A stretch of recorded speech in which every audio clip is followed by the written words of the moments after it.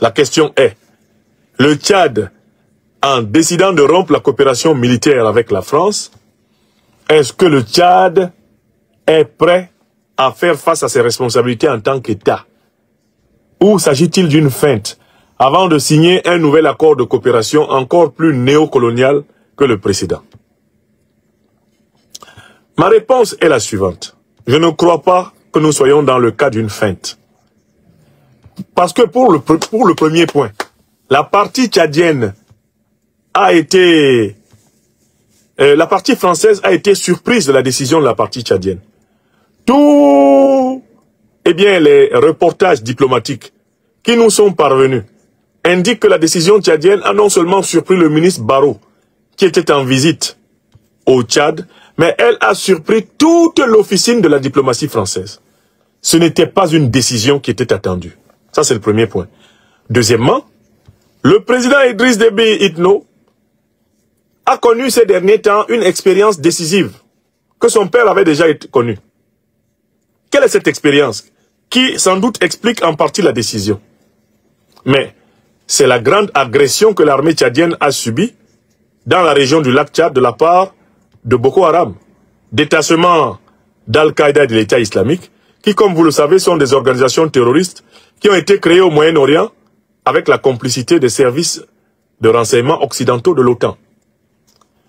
L'armée tchadienne a été violemment agressée. Des centaines de soldats tchadiens ont été tués. Des centaines de soldats tchadiens ont été tués.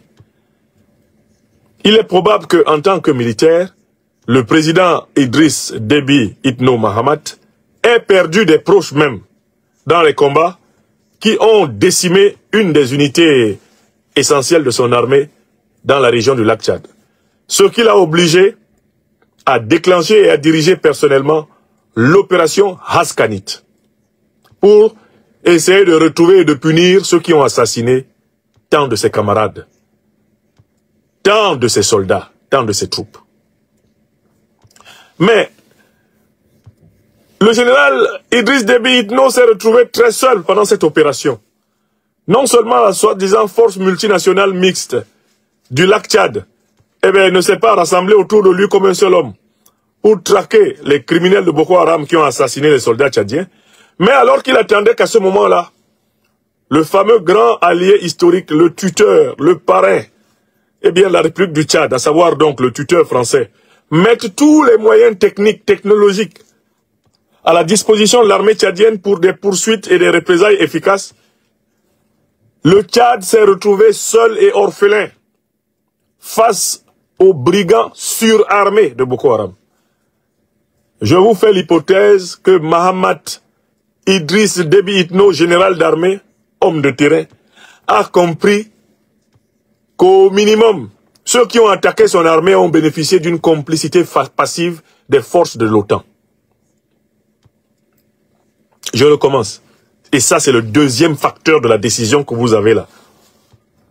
Il a compris que pour que l'armée tchadienne soit décimée comme elle a été au lac Tchad, il a fallu au minimum, je dis bien au minimum, une complicité passive des forces armées occidentales qui sont bien représentées sur le sol tchadien, qui possèdent des satellites militaires, qui possèdent des drones de guerre, qui possèdent du renseignement militaire de qualité qui, elles, ne sont jamais attaquées.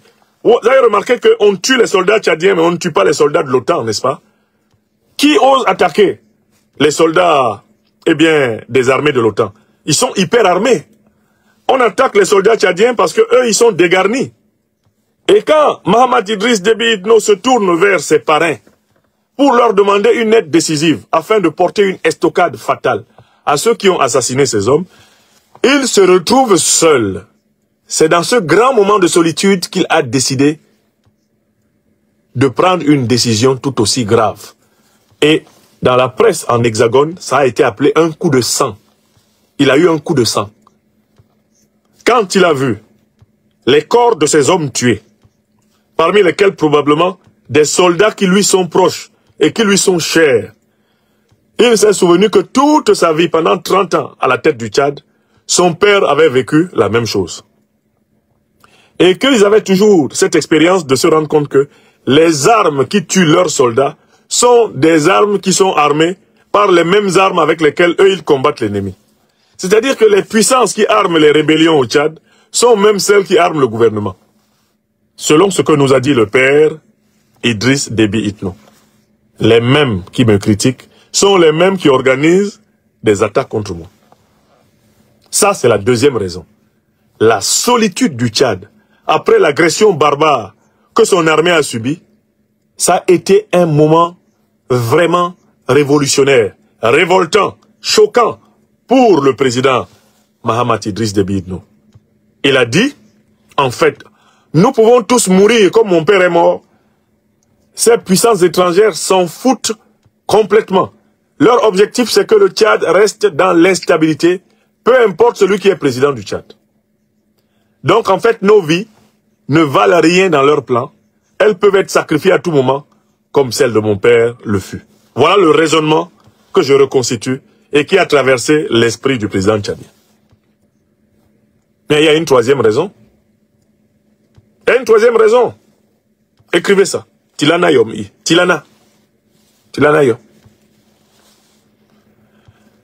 Sous le président Mahamat Idriss Déby Itno, le Tchad n'a pas été extrêmement coopératif avec toutes les initiatives de déstabilisation de l'Alliance des États du Sahel qui devaient être organisées à partir de son sol. À partir du sol tchadien, il était prévu de punir le Niger. Plusieurs projets d'attaque à partir des frontières est du Niger, c'est-à-dire à partir de bases arrières en territoire tchadien, avaient été élaborés. Ils ont échoué en raison de l'étroite collaboration des autorités de N'Djamena et de Niamey. Cela n'a pas été du goût de ceux qui auraient voulu que les tombeurs de Bazoum finissent en méchoui. Vous avez compris? Le président Mahamat Idriss Déby Itno a contracté par là une rancune de la part des puissances néocolonialistes et impérialistes occidentales qui auraient voulu que le Tchad servît de base arrière pour réasservir à zéro le Niger. Le fait d'avoir refusé cela lui a valu son inscription en liste rouge. Ça, c'est la troisième raison. Écrivez ça. Et lui-même au courant de ces raisons, c'est ce qui l'a amené à prendre la décision. Parce qu'il sait que dans ces conditions, Cabrimo n'a pas peur de couteau. Vous connaissez le proverbe ivoirien? Quand c'est gâté, c'est gâté. C'est nyangami, c'est nyangami. Macabo mambel, les macabos sont cuits. Il y a une quatrième raison. Il y a une quatrième raison à laquelle vous devez être, eh bien, extrêmement attentif. Il s'est rendu compte de l'efficacité de la lutte antiterroriste de l'Alliance des États du Sahel. Depuis que cette alliance a été constituée, entre le Mali, le Burkina et le Niger, les coups que cette alliance porte aux terroristes sont plus efficaces que ceux de tous les pays de la CEDEAO et de tous les pays d'Afrique centrale. Mahamat Idriss Déby Itno est un officier.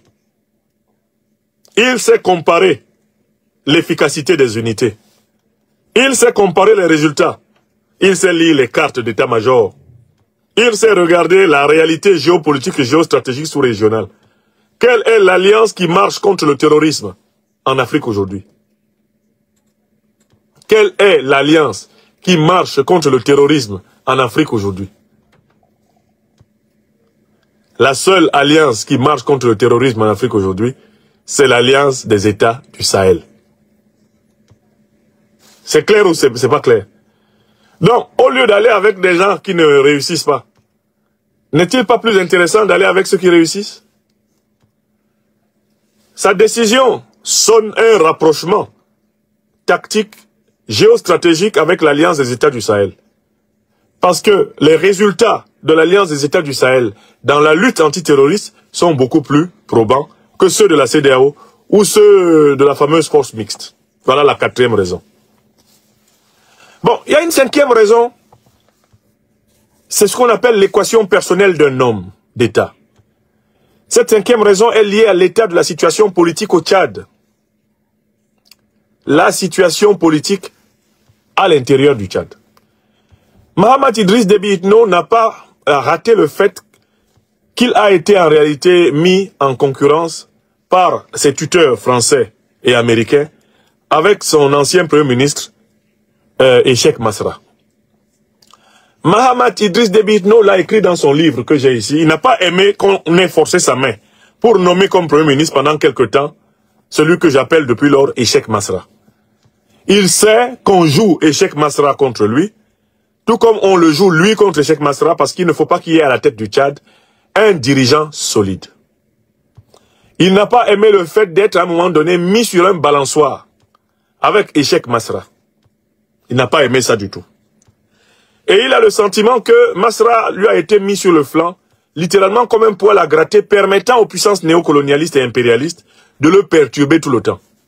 D'ailleurs, Masra n'a pas manqué de dire, quand la décision de rupture de l'accord de coopération a été annoncée, il n'a pas manqué de se moquer des autorités gouvernementales françaises en disant c'est bien fait pour vous.